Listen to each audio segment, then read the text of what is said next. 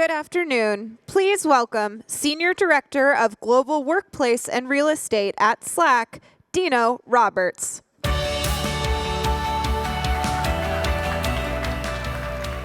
Hello, everyone. Thank you for being here. I appreciate that reception and that warm welcome. Hey, I do want to ask something, and this is only if you think it's deserving. At the end of this talk, again, only if you think it's deserving, please give me like a raucous applause and scream. I feel like this whole thing, there's like a dueling pianos thing going on between these two spaces, and my self-esteem could use that. So, no, again, thank you for being here. I want to talk to you a little bit today about this intersection of tools, of culture, and of workspace. Winston Churchill said that we shape our buildings, thereafter they shape us. If you've ever been to an architect or a building or facility design conference, invariably this quote shows up somewhere in the construct of that event. But I don't think a lot of people understand the historical significance and why Churchill actually said this quote. It's meaningful, of course, in that what he's talking to is more than just the walls and the ceilings and the floors and the spaces that we build and that we live in our working lives. What he's talking about is those impacts of that space on our culture, on our tools, and also simultaneously the impact of our culture and our tools on those spaces. A little bit of a history lesson. This is the Commons Chambers in 1935. You probably recognize this actually as its current form today. It has its, almost iconic, parallel, almost confrontational construct, right? It, if you go back in history, you could almost pin the, sort of the success of their parliamentary democracy on this confrontational design. Make no doubt, everything about that space is built to encourage adversarial debate and discourse. 1941, following the German blitzing of London, the Commons Chambers was left in ruins. That is actually a photo of Churchill in the Commons area. It was interesting at the time, the United Kingdom at the time had already suffered years of armed conflict, great suffering, great, again, conflict, and, they had an opportunity here to redesign and reconstruct this iconic space. Now, what's interesting at the time is that throughout governments around the world, no one was building, this, sort of adversarial or confrontational space, right? What was in vogue at the time was more of like a U shape or an oval, something that was more collaborative. That was absolutely much more in vogue, right? It seemed more communal, more connected. Not Churchill. What Churchill understood is that at the root of what it was, to be a parliamentary democracy, the space must be built for that purpose. Again, think of how intriguing this is. He built the space at a time of conflict to encourage conflict. That is remarkable. He knew that not just, from some sort of nostalgia piece, that if they rebuilt the space in its previous form, would it, sort of beckon back to, that era, but he understood that this was important to how they shaped their culture, and that they used this tool of debate and of discourse and of adversarial relationship to build a better country. My name's Deano. I have the privilege of serving as the Senior Director of Workplace and Real Estate at Slack. I've been here a little over 3 years, so I've really enjoyed being a part of this rise. Opening offices around the world, getting an opportunity to serve these great workers that I love in this mission, in this product that I love. Prior to that, I spent about 2 years at Facebook, helping them to help scale their global infrastructure as well. What's interesting, though, is what I'm going to talk to you about today, sort of like my toolkit that I use in helping to design and build and to service these spaces, has very little to do with what I've learned in just the last 5 years. It actually has more to do with another substantial part of my life. I am also, if you don't know, a colonel in the United States Army. I currently serve in the Army Reserves, had been for 20 years. 25 years, actually. Started out as an Apache attack helicopter pilot, found myself in a variety of other aviation buildings, went on to counterterrorism, weapons of mass destruction, and then finally ended up my active career teaching at the Harvard Kennedy School as a senior fellow there about how to scale spaces following a crisis. Right? And if you know anything about a tech company, we're kind of in a perpetual state of crisis. This uncertainty risk seems really familiar to me, by the way. But again, so a lot of the lessons I know about spaces, how they function, their impact on the culture, how the tools we use in those spaces both impact the space and the culture itself, really starts here. This is the United States Military Academy at West Point. It's about 50 miles up the Hudson River. Has anybody been up to West Point? Listen, I've graduated from that place 22 years ago. Like, I still get anxious when I drive back up the Palisades Parkway. Like, it takes a long time to like wear off like your experience at West Point. Like, finally, I'm coming to this place where I absolutely love it and appreciate it. But when you do go up to West Point, it is this iconic structure, right? And everything about West Point, both in terms of its building and its location selected by George Washington, was all there for one purpose. It was there to fulfill their mission, which is to develop leaders of character that serves the nation's defense. What's interesting, when I drove in those gates in 1992 as a new cadet that they called back then, like, it felt imposing. If you've been up there, the place is like overwhelming. It's intimidating. And I was certain that the architecture there and the buildings were there to intimidate me. As I've kind of got into my years there and figured out, like, all right, I can maybe manage this, it felt like the space was there to encourage me or to even challenge me. What's interesting now, though, 22 years later, as I go back and I still serve as a senior officer in the Army, I feel like it's there to remind me of what those values and those ideals are that they taught me 22, 26 years ago. West Point is iconic. In fact, they're almost a little arrogant. Like, when you go up there, besides the statues of Patton and Eisenhower and MacArthur, they have etched in stone, sort of our values. Much like I think in modern tech spaces or offices, like, we put values on our walls. They do it there. In fact, one of them is above the history department, and it says, much of the history we teach was made by students we taught. Right? Like, that is like when you're a freshman, like, that seems like a lot, right? That's kind of a burden and overwhelming. But again, what they were doing is they were using that physical space as an opportunity to remind you, to tie you back into what the organization's mission and ultimately what its culture was. Duty, honor, country. These three hallowed words reverently dictate what you can be, what you will be, and what you ought to be. These words were uttered by General Douglas MacArthur in his farewell speech to the Corps cadets in the late 60s. Again, West Point, for all of its 200 years of tradition, sometimes seemingly untouched by progress, puts a huge premium on developing, a culture that is about service, that is about a lifetime of service, of selfless service to this nation. What you see here is one of the dining wings. It almost looks like a scene out of Harry Potter. And what's really impressive is that there's 7 more of these wings. Like, so from a pure logistics standpoint, it's remarkable that they feed 4,000 cadets in 25 minutes family style. And what's interesting about that is they don't do that as a way of, there's certainly more efficient or effective ways to feed folks, right? Like, there's all sorts of systems engineers who could come in and say, no, put them through a queue. But to West Point, they use this medium of the meal, of the family-style meal, to further perpetuate their culture. There's some upperclassmen at the table. There's some underclassmen at the table. You talk about the knowledge of the day. You sort of share debate and discourse. Again, this is fully built. This experience, this tool of a mealtime is used like to further this idea that that we want a culture that is collaborative and in one in which we're all dedicated to this idea of service. Finally, tools. Surprisingly, again, West Point, despite its couple hundred-year history, employs a whole set of sort of tools to support, again, this mission, this idea that they're there to develop leaders of character. What you see here is, a typical sort of like I think it's Tuesday and Thursday, most Saturdays, is cadets at drill. Right, it's this sort of typical pageantry. If you're not of the military, you can come sort of watch these. It usually happens on the football weekends.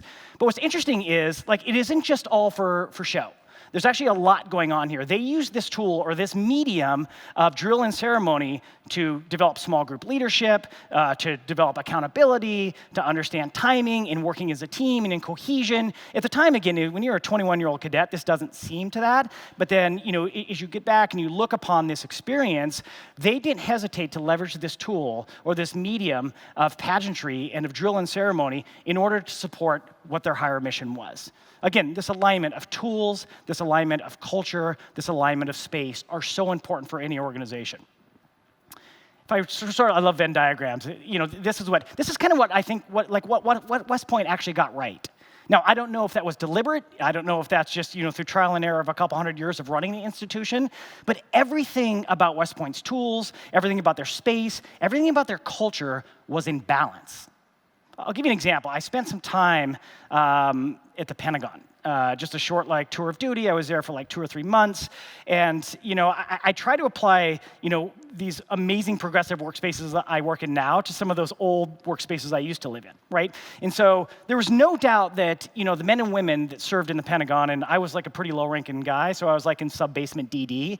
I remember it was like a 14-minute walk to natural light. That's how far away I was. That's how unimportant I was in that space. But it's interesting to me when I think about this, it was in alignment. The space that I was in felt like a place that we would do this serious military work. The tools we were using, both our internal operations orders, the automated tools we use, and certainly the culture. That came together, even though the experience of the space was probably not desirable, it was in parity to the tools, the culture, which ultimately made it a very meaningful workspace for me, right? It's at this exact intersection, that exact intersection of the space and the tools of the culture, where not just meaningful workspaces are, but where individuals and teams can do their most meaningful work. We heard Lindsay yesterday talk about TOMO, total motivation. What is it? This is very much a play on this same idea. It isn't just an overwhelming amount of tools. It isn't just a ridiculous amount of entitlement in our space. It isn't just solely the culture. It is all of those working together in harmony that allow folks to do their most meaningful work. Let me extrapolate on this a little bit.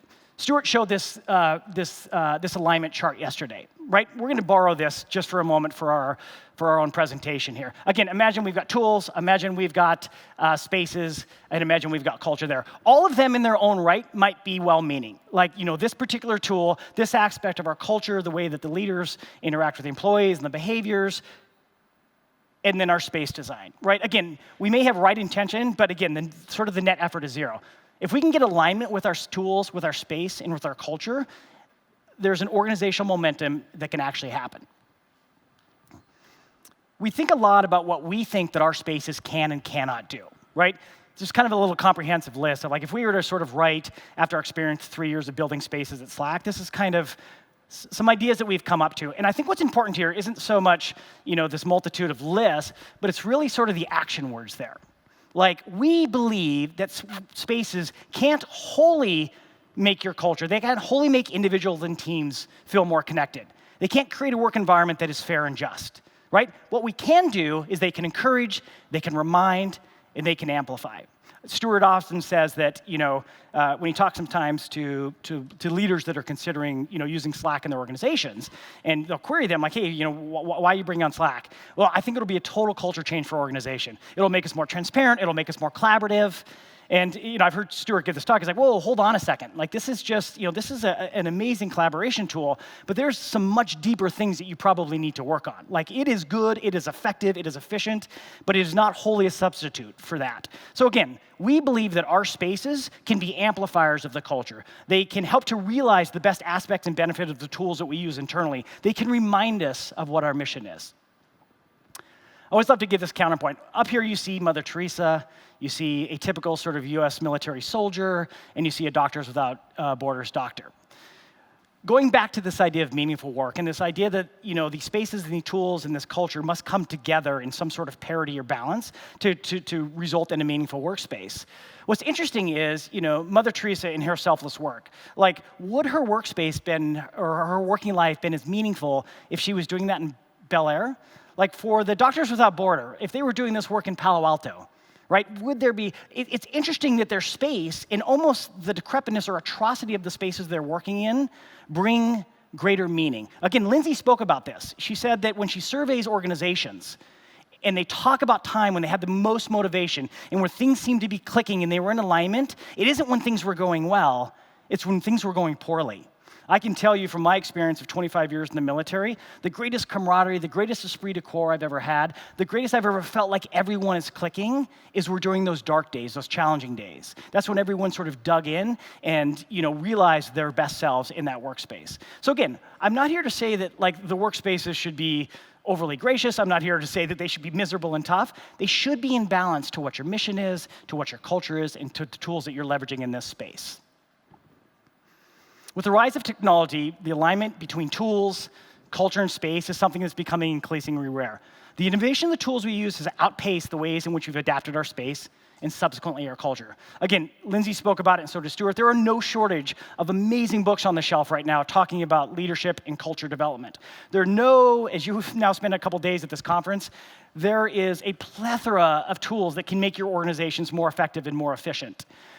I've got a thesis that we're lagging just a little bit in the physical constructs of our space in meeting those high aspirations of what those tools and what those cultures are aspiring to.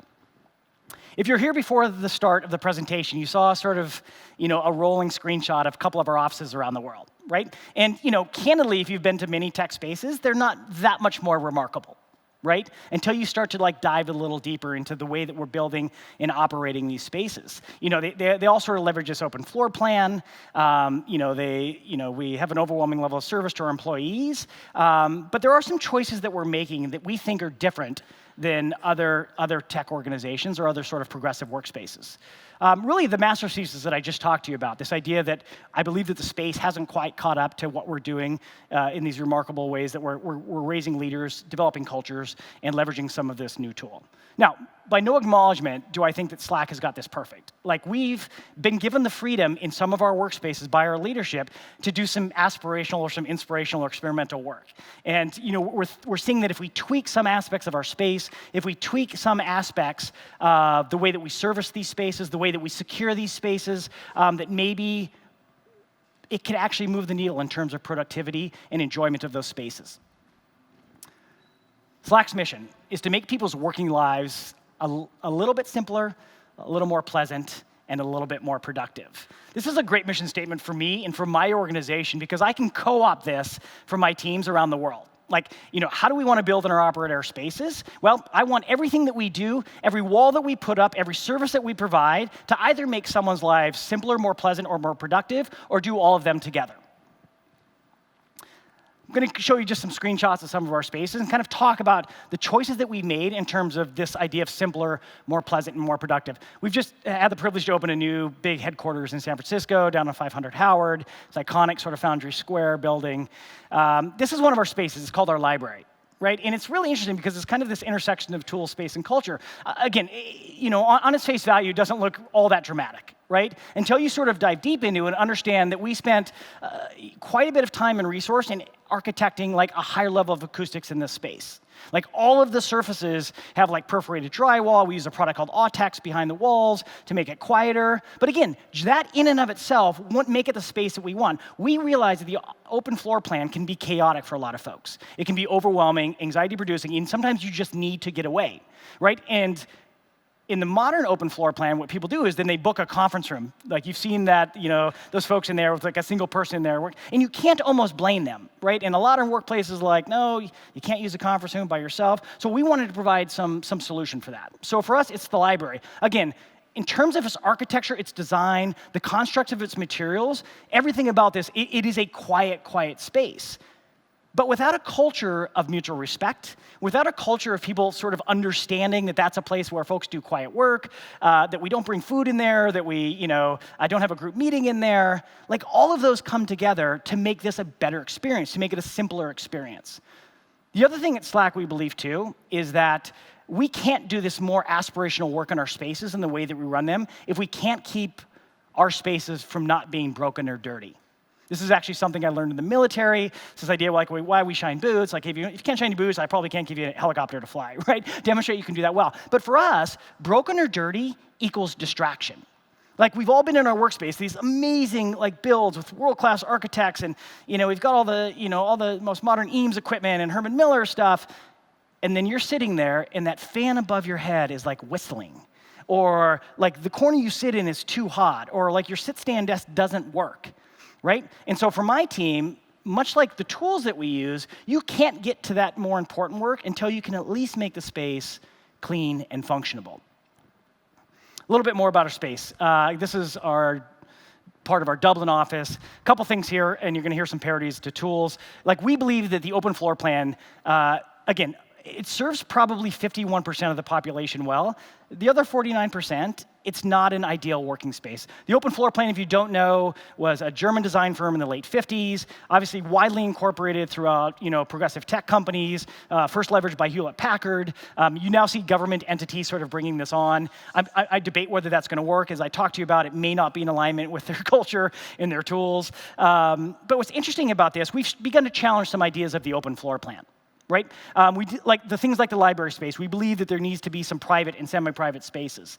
We also believe that employees at any moment should be allowed to pick up their computer from their desk and go find a place to sit that isn't their desk. So in 500 Howard, our large sort of HQ, we have, I think, about 1,300 seats at capacity. There are 1,300 seats not at people's desks.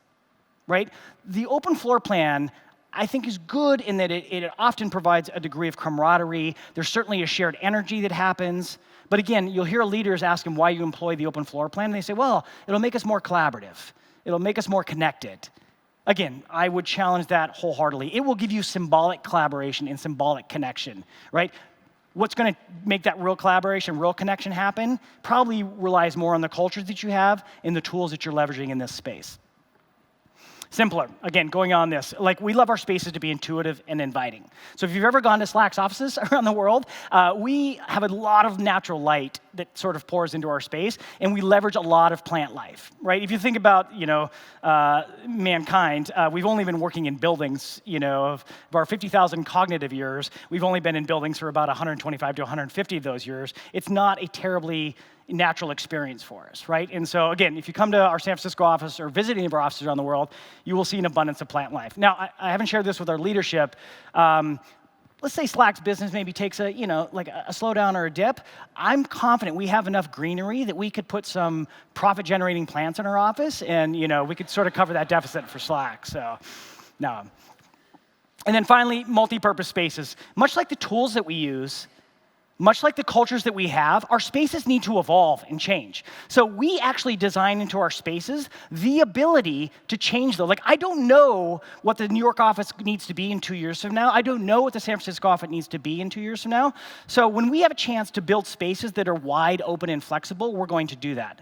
Again, just like your organization's values and cultures that you started with to found the company may change years down the road. Just like those early tools that you use to find success may not be the tools you need to leverage now for your organization to be productive. All right, more pleasant. This one is like my pet peeve. This is the one that I find the most joy talking about. Up here, you've got the law of diminishing marginal returns on free cupcakes. Now, note, I don't know if that formula is correct. I was a philosophy major. I'm hoping that is. If you ask me, like, where do I think that the modern workspace has probably gotten it wrong, or where are they sort of going down the wrong road, it's this idea that they've confused more pleasant with entitlement. And there are no shortage. And again, I think it's really well-meaning. Like, I think you can go to any modern technology company and you see beanbag chairs and you see ironic Bart Simpson spray painted on the walls, and there's slides and there's like free kombucha and there's like cupcakes and it's great. Like, who doesn't want that, right? I mean, that is wonderful. And again, each of those individually, there's really probably nothing wrong with those. But I think, as Lindsay talked about yesterday, if that is the reason that you think your folks are there doing their job, if that's the way that you're recruiting or retaining folks, you grossly misunderstand what meaningful work is. You grossly misunderstand what motivates individuals to come do their best work of their lives. Again, we occasionally have free cupcakes at Slack. I think we do have a couple types of kombucha on tap. Those in and of themselves are not the problem, right? The problem is when you're substituting those for allowing people to do the best work of their lives, when you're not providing them the tools to realize their capacity, when you're not giving the culture that supports them, makes them feel safe, and allows them to do their best work. Now, again, being a philosophy major, I had to put this in a more graphic term. I don't know if this is correct, but yeah, I think as meaning goes up, I think free cupcakes go down or something to that extent. So I can give you the data behind this graph after the talk. So. No, again, I say this. There's really no amount of free kombucha that I can offer. There is no amount of life-size Jenga or ping pong tables that over time will help folks to do more meaningful work. I really believe that. And again, even say, if you don't think it's more pleasant, if it's gone into this space of being entitled, there might even be a more adverse effect of that. It may even be distracting. right? Like your workspaces can become so overwhelming with stimulus that isn't helping you to focus on your best work of your life. It may actually be sort of resulting in a loss of productivity for your space. Finally, more productive. We want our spaces to be more productive. For us, that means distraction-free. That means that we're never late to need. That means that stuff's not broken or dirty. You heard me say never late to need. Never late to need. I worked for a couple years at NORAD Northcom. It's the National Command and Control Center in Colorado Springs. It's Cheyenne Mountain, that big mountain with the doors that come open. I think it's like Ground Zero or something like that. And you go in there, and it is this massive, massive room where all of these amazing women and men work in this large interagency sort of function. And it's like huge screens, like you would think, like war games. And it's like the CIA, the FBI, State Department, Forest Service, Red Cross, DOD, all these different interagencies sort of working together. And written across the back wall is never late to need. And when I worked there about 10 years ago, that really stuck with me, right? Because, again, if you think about what it means, not just in terms of space, like the way that we operate our spaces, we want our employees to be able to find, the equipment and the tools they need. We want them to be able to walk into a room and the Zoom just works. We want them when they walk up to the badge reader just works. Like, we want to remove all those incremental distractions from them and those negative experiences. That starts with anticipating. Like, never late to need is this idea of just don't react, but figure out how to anticipate what the future needs of your organization might be, right? That goes the same for your tools as well, too. Right? I think what is so remarkable is I've had the privilege, sort of from the sidelines, to watch Slack develop as a tool, is the hard work that our engineers and our thought leaders in this organization do, not just refining what Slack is today, but figuring out truly what that future of work is tomorrow and beginning to anticipate that need. Here's the best realization of an anticipation of need. At least for me in the physical construct. When you walk up to the printer, it just works. When you go look for that pink and that blue highlighter, they just happen to be sitting there. When you check in at reception, our Envoy integration just works really well, right? These things, I think, if well done, the employee base just doesn't even know why they're being more productive. It's just a better experience for them.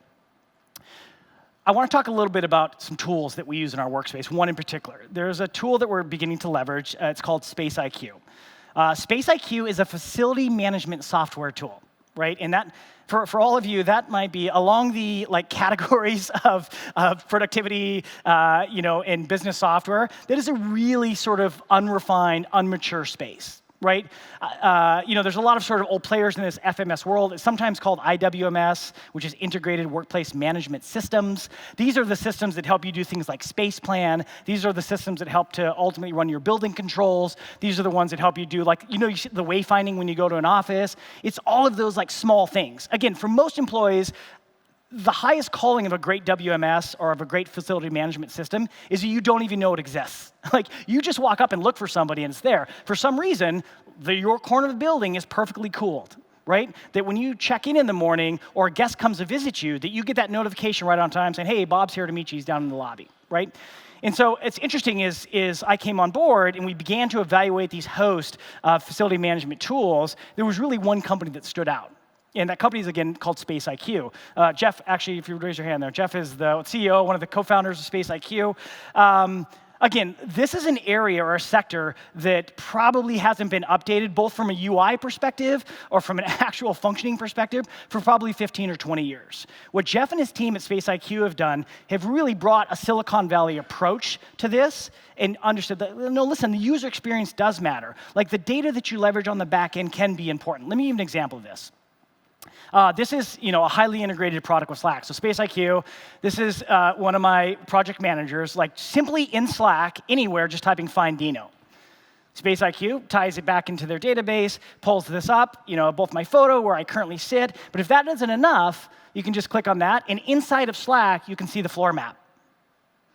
What we're really excited about this is, again, we want this to be sort of the systems of systems for us, is that we're tying in our security into this, we're tying in our asset management. So I have this one database for the well-being of my people, for the accountability of the assets in the space, and for the gross functioning of our building. And again, Stuart talks about this too, that we're coming to this remarkable place where we have the right to choose these best-of-breed software solutions. Right?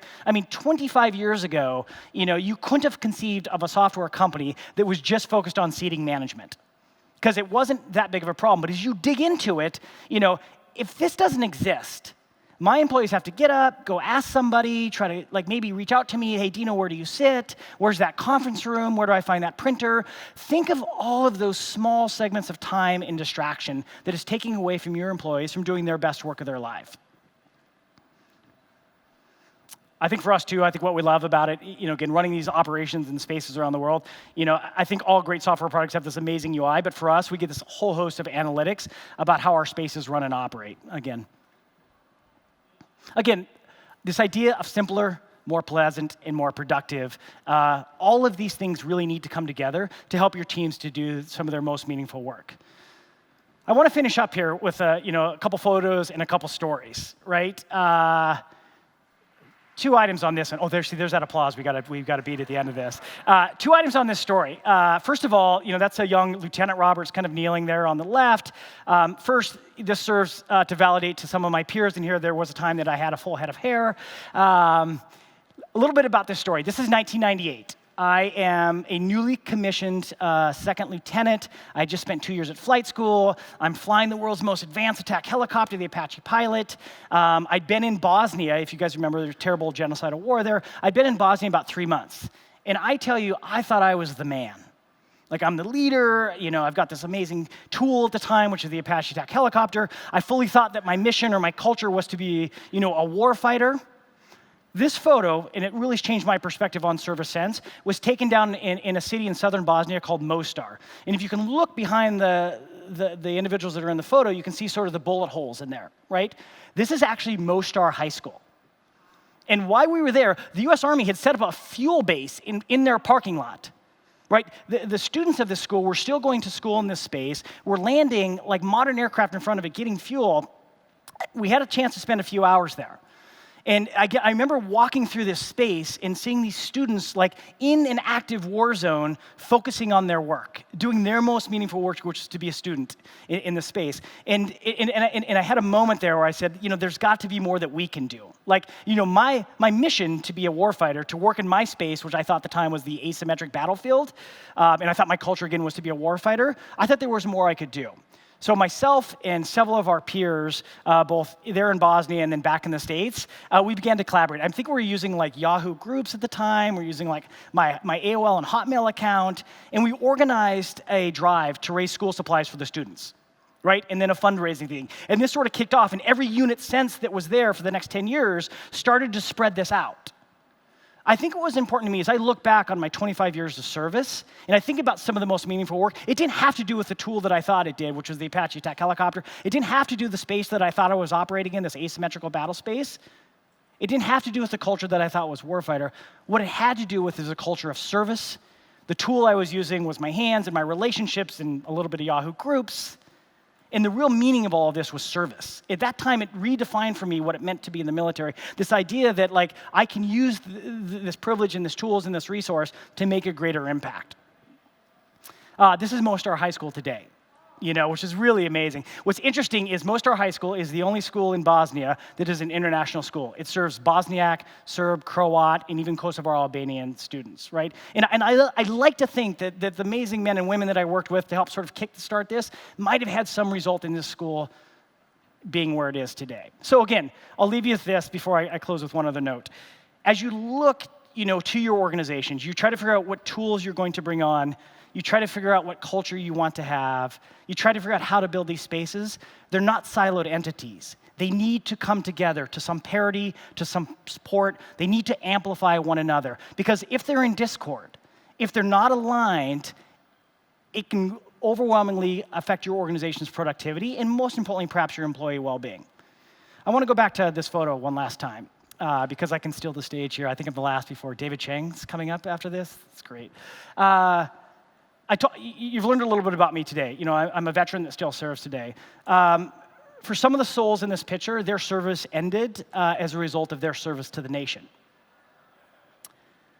For some of the other souls, or for the rest of the souls in that photo, like me, we have a life after this. You heard Stuart talk on the opening speech about Next Chapter and about the Last Mile program. This idea that we build greater organizations by having a richer and diverse culture and experience background in our organization. I'm here today to ask all of you to consider veterans as part of your organizations. right? Not because you're patriotic, not because like, it'd be great to support a vet, because the sum of their skills and abilities, their experience, their ability to function in risky environments, their understanding of humility and service and how to get it done on time, that they've led teams at very young ages, that those are exactly the skills and attributes and people that you want in your organization. Thank you very much, guys. Appreciate it. Oh, yeah, rocket star. Woo! Thank you.